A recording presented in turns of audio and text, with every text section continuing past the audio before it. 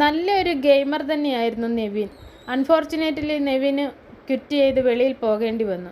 Big boss വീട്ടിലെ game പോകും തോറും നമ്മൾ വിചാരിക്കാത്ത ആൾക്കാരൊക്കെ മനസാക്ഷിയില്ലാതെ പ്രവർത്തിക്കുന്നതായിട്ടാണ് കാണാൻ കഴിയുന്നത്. കഴിഞ്ഞ ആഴ്ചകളിൽ ബിൻസിയും സരികയും സാരികയും ഒക്കെ എവിക്റ്റായി പോയപ്പോൾ ആർക്കും വിഷമം ഇല്ലായിരുന്നല്ലോ. ഇപ്പോൾ നെവിൻ പോയപ്പോൾ എന്തിനാ എല്ലാവർക്കും ഇത്ര വിഷമം? ഇത് ആദിലയും നൂറയും അനുമോളും തമ്മിലുള്ള സംഭാഷണമാണ്. പിന്നെ ശൈത്യയും പിന്നീട് വരുന്നുണ്ട് അവരുടെ ഇടയിലേക്ക്.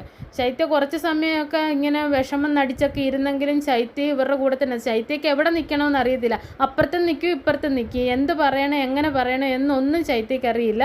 ശൈത്യ കിട്ടുമ്പോൾ സ്ക്രൂ വെച്ച് അനുമോൾക്ക് ഇങ്ങനെ മുറുക്കി മുറുക്കി കൊടുക്കും. അങ്ങനെയാണ് ശൈത്യയുടെ ഒരു സ്വഭാവം. എന്തായാലും ഇപ്പോൾ ആദിലയല്ല നൂറ് ഭയങ്കര ഇതായിട്ട് ഇരിക്കുകയാണ്. നൂറ് പറയുന്നത് എന്താണെന്ന് വെച്ചാൽ, ഞാൻ ഇതുവരെ സൈലൻ്റായിട്ടാണ് ഇരുന്നത്, ഇനി ഞാൻ സൈലൻ്റായിട്ട് ഇരിക്കില്ല. ഇന്ന് ഇവിടെ ആരംഭിക്കുകയാണ് എൻ്റെ ഗെയിം, ഇവിടെ തുടങ്ങുന്നു എൻ്റെ ഗെയിം. കാര്യം നെവിനെ പുറത്താക്കാനായിട്ട് എഫേർട്ട് ഇട്ടത് ഇവർ രണ്ടുപേരുമാണല്ലോ, ആദിലയും നൂറയും.